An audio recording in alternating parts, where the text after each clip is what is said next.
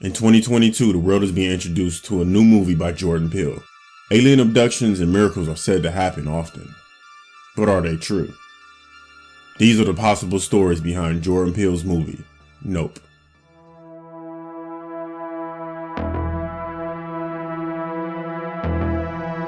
Nightmare Files.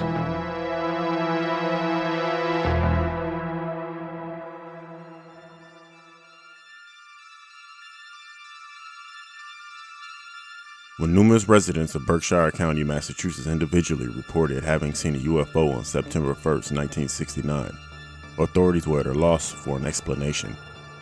This wasn't a lone sighting induced by sleep deprivation that could be easily dismissed. It truly appeared as though something crazy had happened. On the evening in question, residents spotted lights above Sheffield in the southern Berkshires. Many of the witnesses said that the lights were fitted to an unidentified dish-shaped craft that was maneuvering in weird ways.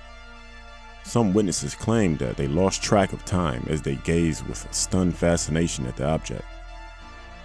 Thomas Reed was 9 years old at the time. In a car with his mother, brother, and grandmother that night, the family noticed a group of glowing orbs dash out of the roadside trees. Reed claims that something astounding happened when heading home. His family approached Sheffield Bridge. It came to a stop off the right side of the road, he recalled of the glowing orbs. Everything got really calm. It was like being in the middle of a hurricane. There was like a barometric change in pressure. It was just like a dead silence. Then there was an eruption of crickets and frogs, and it got really loud all at once, and that was it. Then the family suddenly found itself back in the car. But they had lost 2 hours of memory. But even stranger, Reed's mother and grandmother had somehow switched their seats. Despite any tangible evidence of the Berkshire's UFO incident, Reed has remained steadfast in his account. He said over time, the family regained some memory of the incident, including having been in a hangar-like facility with other people.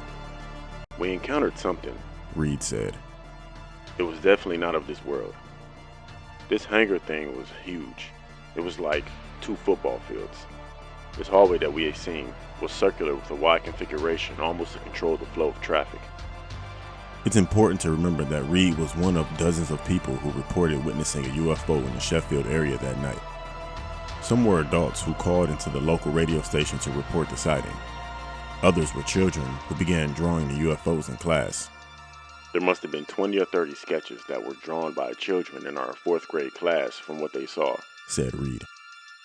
They hung underneath in the class doorboard in Sheffield Center School. A lot of those drawings hang in Roswell Museum today. People don't realize the significance of this. And so, it wasn't just us.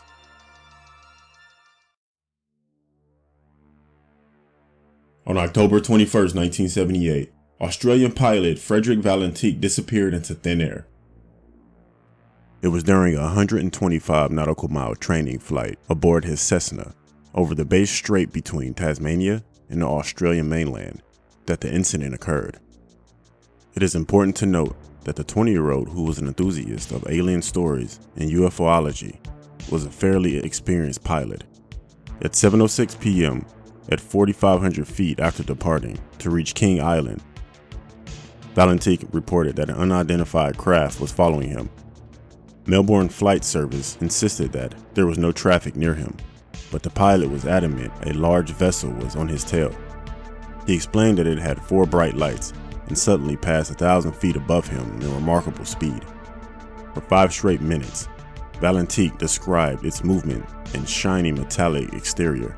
Suddenly, Valentich experienced engine trouble. Melbourne Flight Service asked him once again what the circle looked like.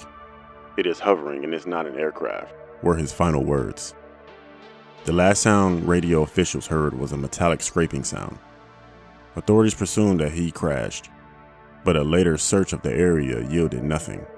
Not even the Australian Department of Transportation could find answers.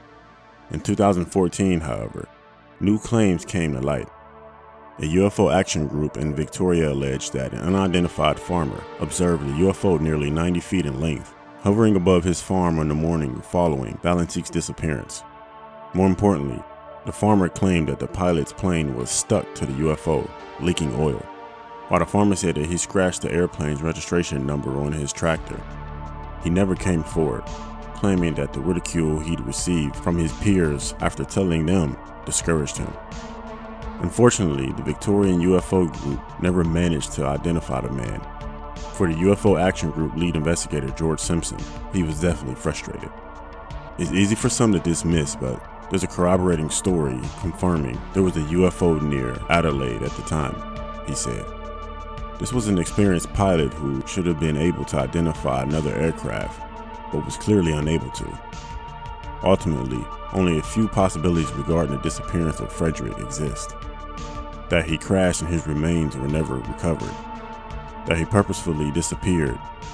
Or, of course, that he was abducted by entities we don't yet understand.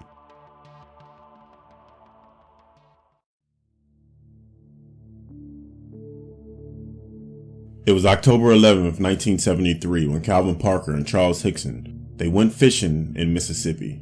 At first, when Parker saw the blue lights reflected in the water, he thought the police came to tell them to leave.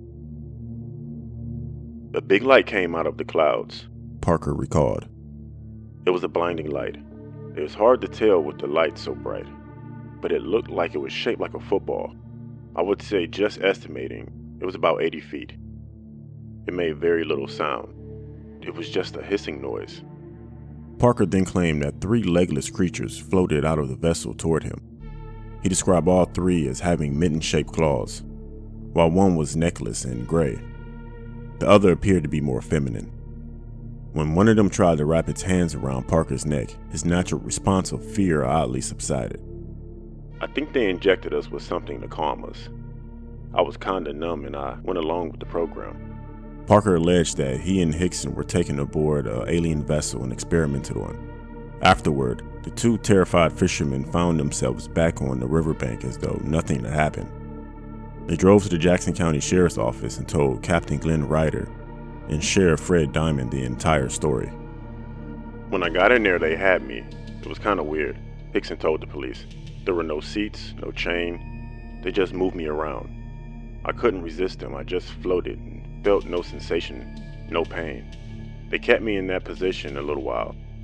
Then they'd raise me back up. Hickson claimed that a machine resembling a giant eye looked over his entire body. He said he was surrounded by inhumane, 5-foot-tall looking people. Captain Ryder didn't believe the 2 men. He stepped out of the interrogation room, but left a secret recording device running in hopes of obtaining the proof that their alien stories were fabricated. But what he later heard on his recording made him think twice. Jesus Christ, God have mercy. I thought I'd been through enough of hell on this earth and now I've got to go through something like this, said Hickson to Parker. But they could have, I guess they could have harmed us. They could have done anything to us.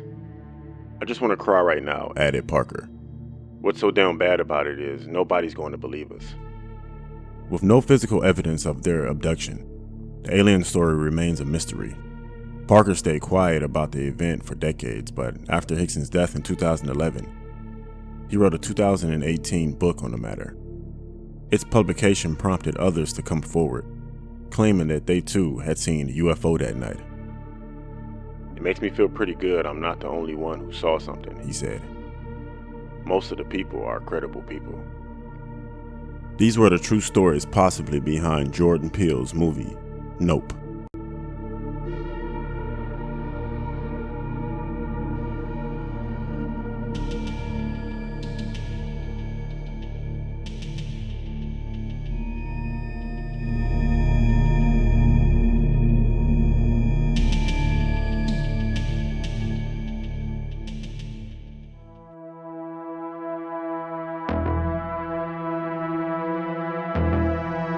Nightmare Files.